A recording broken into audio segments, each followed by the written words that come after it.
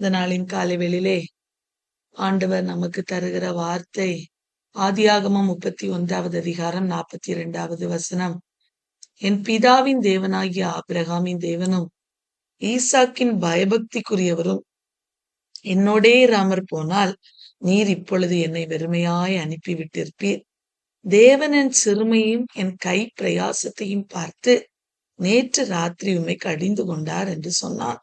முதலாவது சொல்கிறார், ஈசாக்கின் பயபக்திக்குரியவர் என்னோடு இராமற் போனால், அவருடைய தகப்பனாகிய ஈசாக்கின் பயபக்திக்குரியவர் நம்முடைய தேவன் என்று சொல்லி அவர் முதலாவது அறிக்கையிடுகிறார்.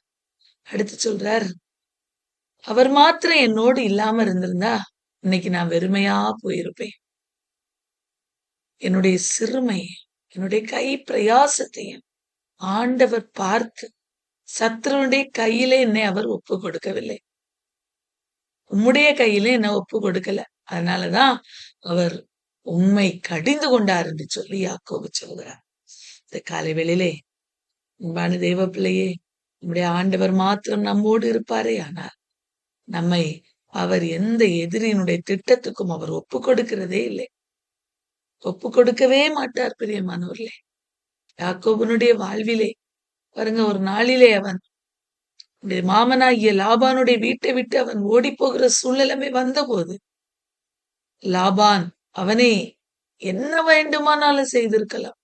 தீங்கு செய்யும்படி அவன் நினைத்த போது அவன் மறுபடியும் பிரயாணப்பட்டு போகிறான். யாக்கோபை பின்தொடர்ந்து போகிற போது ஆண்டவர் ஈசாக்கின் பயபக்திக்குரியவர் அவனுக்கு தரிசனமாகி, நீ யாக்கோபோட நன்மையை மாத்திரம் தான் பேசணும். பாருங்க, ஆண்டவர் சொல்றார், நீ யாக்கோபோட நன்மையே அன்றி தீமை ஒன்று பேசாதபடிக்கு எச்சரிக்கையாயிரு என்று வார்த்தையை கொடுத்தார். பிரியமானவர்கள், ஏன்னா யாக்கோபு ஆண்டுடைய பிள்ளையாய் இருந்தார், ஆண்டவருக்கு பிரியமானவராய் நடந்தார்.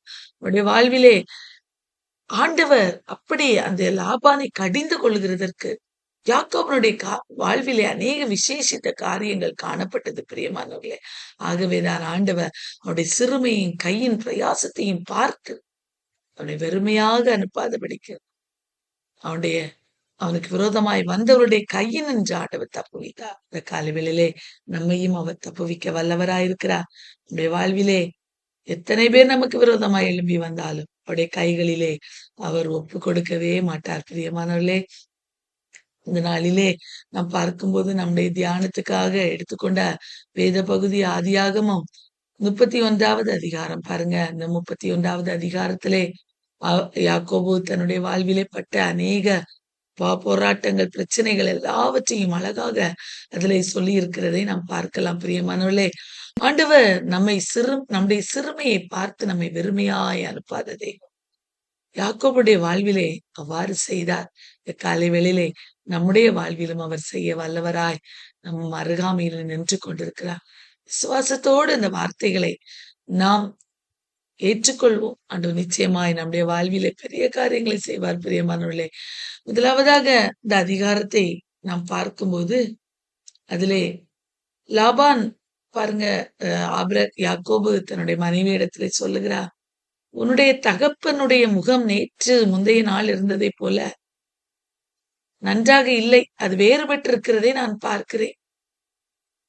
மேலும் லாபானுடைய குமாரர்கள் எல்லாம் இந்த யாக்கோபு என் தகப்பனுடைய செல்வத்தெல்லாம் எடுத்து கொண்டுச்சான் அப்படிங்கிற அந்த வார்த்தையை யாக்கோபு கேள்விப்படுகிறார். இப்ப மனைவியிடத்திலே சொல்லுகிறார், 2 பேரையும் அழைக்கிறார், ராகேலையும் லேயாளையும் அழைத்து, உடைய தகப்பனாருடைய முகம் நேற்று முந்தைய நாள் இருந்தது போல அல்ல, அது வேறுபட்டிருக்கிறதாய் எனக்கு தோன்றுகிறது. ஆனாலும் என் ஈசாக்கின் பயபக்திக்குரியவர், என் பிதாக்கள் ஆராதித்த என்னுடைய தெய்வம் எனக்கு தரிசனமாகி, நீ திரும்பி போ, உனக்குன்னு நான் ஒரு தேசத்துக்கு வாக்களித்தேன் அல்லவா, அந்த தேசத்துக்கு திரும்பி போ, நான் உன்னோடு இருப்பேன் என்று அவர் வாக்கு கொடுத்தார். ஆகவே நாம் திரும்பி போவோம் என்று சொல்லி அவர் சொல்லுகிறார். பாருங்க, அவன் சொல்லுகிறான், என்னால் இயன்ற மட்டும் நான் உங்கள் தகப்பனுக்கு ஊழியம் செய்தேன். அவனுக்கு அவருடைய முகநாடி வேறுபட்ட போது அவனுக்கு மிகவும் வேதனையாய் இருந்தது. பிரியமானவர்களே, எவ்வளவாய் ஊழியம் செய்தேன், எவ்வளவாய் வேலை செய்தேன், இவருக்காக என்னுடைய நித்திரை தூரமாயிருந்தது என்று சொல்லுகிறார். அவ்வளவு நான் ஊழியம் செய்தேன். ஆனால் அவருடைய முகம் இன்று வேறுபட்டிருக்கிறது. பாருங்க, உங்கள் தகப்பன் என்னை வஞ்சித்து என் சம்பளத்தை 10 முறை மாற்றினார். ஆனாலும் எனக்கு தீங்கு செய்ய தேவன் அவருக்கு ஒப்பு கொடுக்கவில்லை, இடம் கொடுக்கவில்லை. அன்பான தேவ பிள்ளையே, நம்முடைய வாழ்விலே யாராயிலும் நமக்கு தீங்கு செய்கிறார்களே, ஆனால் தேவன் இடம் கொடுத்தால் மாத்திரமே செய்ய முடியும். யாக்கோபு அதை அறிந்திருந்த, ஆகவே சொல்றார் பாருங்க, எனக்கு என்ன வஞ்சித்தார், அநேக முறை வஞ்சித்தார். 10 முறை என் சம்பளத்தை மாற்றினார். புள்ளி உள்ளவைகள் உன் சம்பளமாயிருக்கும் என்று சொன்னபோது ஆடுகள் எல்லாம் புள்ளி உள்ள குட்டிகளை போட்டது. கலப்பு நிறமானவைகள் உன் சம்பளமாயிருக்கும் என்று சொன்னபோது ஆடுகள் எல்லாம் கலப்பு நிற குட்டிகளை போட்டது. மாத்தி மாத்தி சொன்னார். புள்ளி உள்ள ஆடுகள் கூடும்போது அது உனக்கு கலப்பு நிற ஆடுகள் தான் சம்பளம் சொன்னாரு. கலப்பு நிற ஆடுகள் கூடும்போது புள்ளி உள்ள ஆடுகள் தான் உனக்கு சம்பளம் சொன்னாரு. ஆனா இப்படி எல்லாவற்றையும் சொன்னார். 10 முறை என் சம்பளத்தை மாற்றினாரு. இப்படிதான் மாத்தினாரு 10 முறை. பாருங்க. ஆனா ஆண்டவர் அந்த நெருக்கத்திலும் யாக்கோபுக்கு ஆசீர்வாதத்தை கொடுத்தார். அவனுடைய ஆஸ்திகளை பெருக்கும்படி உதவி செய்தார். விசேஷ ஞானத்தை கொடுத்தார். பாருங்க, இந்த 10வது வசனத்துல இருந்து நீங்க வாசித்து பாருங்க.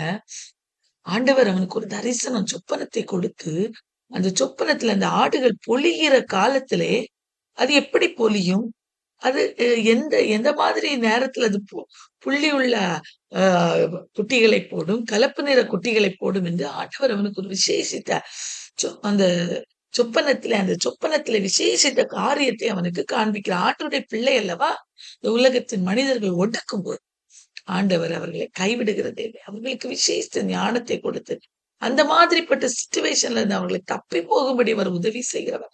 அவர்களுக்கு ஆசீர்வாதத்தை கட்டளையிடுகிறவர். தேவ பிள்ளையே, ஆண்டவர் சொல்றாரு, உனக்கு லாபான் செய்கிற யாவையும் நான் பார்த்துட்டேன். யாக்கோபே, நீ கலங்க வேண்டாம். நான் உனக்கு தந்திருக்கிற இந்த ஐடியா, அது எப்படி எந்த நேரத்துல புள்ளி உள்ள ஆடு குட்டிகளை போடும், கலப்பு நிற குட்டிகளை போடும் என்கிற ஒரு விசேஷித்த ஐடியா, ஞானத்தை ஆண்டவர் கொடுத்தார். இந்த காலை வெளியிலே நம்முடைய வாழ்விலும் இந்த உலக வாழ்விலே ஓடுகிற போது நமக்கும் ஆண்டவர் ஞானத்தை தருவேன் என்றவர் வாக்கு கொடுக்கிறார். அந்த காலை வேளையிலே யாக்கோபுக்கு கொடுத்தார் அல்லவா, நம்ம கேட்போம் ஆண்டவர் இடத்துல. சம்பாதிப்பதற்கு, ஐஸ்வர்யத்தை சம்பாதிப்பதற்கு ஞானத்தை கொடுக்கிற தேவன் என்று வேதம் சொல்லுகிறது. யாக்கோபுக்கு கொடுத்தார் அல்லவா. அன்பான தேவ பிள்ளையை நமக்கும் தருவார். யாக்கோபுக்கு ஞானத்தை கொடுத்தார். எவ்வளவு பெரிய நல்ல தெய்வம் பாருங்க, எவ்வளவு நல்ல தெய்வம். ஞானத்தை கொடுத்து அவனுடைய ஆஸ்தியை பெருக்கும்படி செய்றார். அவன் படுகிற நிந்தைகள், துன்பங்கள், சிறுமை எல்லாவற்றையும் ஆண்டவர் கண்ணோக்கி பார்த்தார். பார்த்தபடினால அவனுடைய மனைவிமார்களும் அவனுக்கு ஓகே என்று சொல்லுகிறாங்க. ஏன்னா தகப்பனுடைய முகங்கள் எல்லாம் வேறுபட்டு இருந்தபடினாலே அவர்கள் எல்லாரும் சரி, நம்ம ஆண்டவர் காண்பிக்கிற தேசத்துக்கு போவோம் என்று எல்லாரும் கிளம்பி போறாங்க. பிரியமானவர்களே, அவர்கள் கிளம்பி போகிறதை கேள்விப்பட்ட லாபான் பாருங்க, அவனை பின்தொடர்ந்து வந்து யாக்கோப கண்டிப்பா ஏதாவது தீமை செய்யணும் தான் அவன் நினைச்சு பின்தொடர்ந்து வந்திருப்பான். ஆனா ஆண்டவர் பாருங்க, 24வது வசனத்துல ஆண்டவர் அந்த சீரிய தேசத்தனாகிய லாபானுக்கு சொப்பனத்துல தோன்றி, நீ யாக்கோபோட நன்மையே அன்றி தீமை ஒன்று பேசாதபடிக்கு எச்சரிக்கையாயிருந்து எச்சரிப்பை கொடுத்தார். அன்பான தேவ பிள்ளையை, நமக்கு விரோதமா எழுப்புகிறவர்களை பார்த்து பயப்படுறீங்களா? பொல்லாப்பு உனக்கு நேரிடாது, வாதை உன் கூடாரத்தை அணுகாது என்று சொன்ன தெய்வம் நம்மை பொல்லாப்பு நேரிடாதபடிக்கு, வாதை கூடாரத்தை அணுகாதபடிக்கு அவர் காக்க வல்லமை உள்ளவர். நமக்கு விரோதமாய் சத்துருக்கள் எவ்வளவு பெரிதா எழும்பி வந்த வெள்ளம் போல சத்துரு நமக்கு விரோதமாய் வந்தாலும் தேவ ஆவியானவர் நமக்காய் கொடியேற்றுகிற தெய்வமாய் காணப்படுகிறார். யாக்கோபுக்காக நின்றார், எழும்பி நின்றார். பாருங்க, எச்சரித்தார், லாபானை எச்சரித்தார். ஆகவேதான் லாபான் சொல்றா, உனக்கு பொல்லாப்பு செய்ய எனக்கு நல்ல வல்லமையெல்லாம் உண்டுப்பா. ஆனா உங்கள் தகப்பனுடைய தேவன் ஈசாக்கின் பயபக்திக்குரியவர், நீ யாக்கோபுடைய நன்மையன்றி தீமை ஒன்று பேசாதபடி எச்சரிக்கையாயிருன்னு சொன்னாரு அப்படின்னு சொல்லி அவர் சொல்லுகிறார். அன்பான தெய்வ பிள்ளையே, உடனே யாக்கோபு சொல்லுகிறார், இந்த 20 வருஷ காலமாய் நான் உம்மிடத்துல இருந்தேன். உம்முடைய செம்மறி ஆடுகளும் வெள்ளாடுகளும் சினை அழியவில்லை. உம்முடைய மந்தையின் கடாக்களை நான் தின்னவில்லை. ஒரு உத்தமமான ஒரு ஊழியக்காரன். எவ்வளவு பெரிய ஊழியக்காரனை இந்த லாபான் இழந்து விட்டான் பாருங்க. அன்பான தெய்வ பிள்ளையே, நாம வேலை பார்க்கிற ஸ்தலங்களிலே உண்மை உத்தமமா இருக்கிறோமா? ஆண்டவருக்கு பிரியமான பிள்ளைகளாய் நடக்கிறோமா? யாக்கோபு ஈசாக்கின் பயபக்திக்குரியவரை ஆராதித்த யாக்கோபு கர்த்தர் என்னை காண்கிறவராயிருக்கிறார் என்று உண்மையாயிருந்தான் வேலையிலே. வீருண்டதை நான் உம்மிடத்துக்கு கொண்டு வராமல் அதற்காக உத்தரவாதம் பண்ணினேன். வேலையில ஜாக்கிரதை. தன் வேலையிலே ஜாக்கிரதையா இருக்கிறவனை கண்டாயான அவன் நீசருக்கு முன்பாக நிற்காமல் ராஜாக்களுக்கு முன்பாக நிற்பான் என்று நீதிமொழிகளிலே வார்த்தை வாசிக்கிறோம். பாருங்க, பகலிலே களவு போனது, இரவில களவு போனது என் கையில கேட்டு வாங்கினேன். 20 வருஷ காலமே நான் சேவித்தேன். 7 வருஷம் ராகேலுக்காக, 7 வருஷம் லேயாளுக்காக என்ன அப்படியே சொல்லி சொல்லி வேலையை வாங்கினேன். 6 வருஷம் உடைய மந்தைக்காக நான் வேலை பார்த்தேன். 10 முறை என் சம்பளத்தை மாற்றினேன். பாருங்க, இவ்வளெல்லாம் கஷ்டப்பட்டேன் அப்படின்னு யாக்கோபு சொல்லுகிறார். பெரிய கஷ்டம், சிறுமை, சிறுமைப்படுத்தப்படுதல். பாருங்க, உண்மையாவே ரொம்ப ஒரு கஷ்டத்தை அவர் அனுபவித்தார். அப்போதான் சொல்றார், யாக்கோபின் பிதாவின் தேவனாகிய அபிரகாமின் தேவனும் ஈசாக்கின் பயபக்திக்குரியவரும் என்னோடு இராமற் போனால் நீர் இப்பொழுது என்னை வெறுமையாய் அனுப்பிவிட்டிருப்பீர். தேவனின் சிறுமை என் கையின் பிரயாசத்தையும் பார்த்து நேற்று ராத்திரி கடிந்து கொண்டு அவர் ஒருவேளை கடிந்து கொள்ளாவிட்டால் இன்றைக்கும் என்னை தீங்கு செய்திருப்பீர். ஆனால் என் ஆண்டவர், என் பிதாக்கள் ஆராதித்த தெய்வம், என் தகப்பனுடைய தெய்வம், ஈசாக்கின் பயபக்திக்குரியவர், அவர் என்னோடு இருப்பதனால அவர் உம்மை கடிந்து கொண்டு என்னை இந்த தீமையிலிருந்து விலக்கி பாதுகாத்தார் என்று யாக்கோபு சொல்றார். பாருங்க, 40வது வசனத்துல, பகலிலே வெயிலும் இரவிலே குளிரும் என்னை பட்சித்தது, நித்திரை என் கண்களுக்கு தூரமாயிருந்தது. இவ்விதமாய் பாடுபட்டேன். இவ்வளவு கஷ்டப்பட்டு பாடுபட்ட ஒரு பிள்ளையை ஆண்டவர் கைவிட்டு விடுவாரா? பிரியமானவர்களே, யாக்கோபை கைவிடவே இல்லை. பாருங்க, அன்பான தேவ பிள்ளை, இந்த காலை வேளையிலே சோர்ந்து போயிருக்கிறீங்களா? எவ்வளவு வேலை பார்க்கிறேன், எனக்கு ஆசீர்வாதமே இல்லைன்னு நினைக்கிறீங்களா? இன்னைக்கு ஆண்டவர் சொல்றாரு, உங்களுக்கு விரோதமா எழும்புகிறவர்களை பார்த்து சோர்ந்து போயிருக்கிறீங்களா? ஆண்டவர் சொல்ற, பொல்லாப்பு உனக்கு நேரிடாது, உன்னை நேரிட விடுவதில்லை. நான் நீ உண்மை உத்தமாய் இருப்பாயே ஆனால், எனக்காய் உண்மை உத்தமாய் ஜீவிப்பாயே ஆனால், யாக்கோபை போல நீ ஜீவிப்பாயே ஆனால் நான் உன்னை வெறுமையாய் அனுப்புகிறதே இல்லை. உன்னுடைய சிறுமையுடைய கையின் பிரயாசத்தை நான் வர்த்திக்க பண்ணுவேன் இந்த காலவெளியில வாக்கு கொடுக்கிறார். உத்தமமாய் நடக்கிறவர்கள் அவருக்கு பிரியம் என்று வேதம் சொல்லுகிறது. இந்த காலவெளியில பாருங்க, லாபான் யாக்கோபை தீங்கு செய்ய ஆண்டவர் ஒப்பு கொடுக்கவே இல்லை. தேவனுடைய பிள்ளைகள் இந்த உலகத்துல எந்த மனிதர்களும் எதுவும் செய்யாதபடிக்கு தேவன் பாதுகாப்பார்.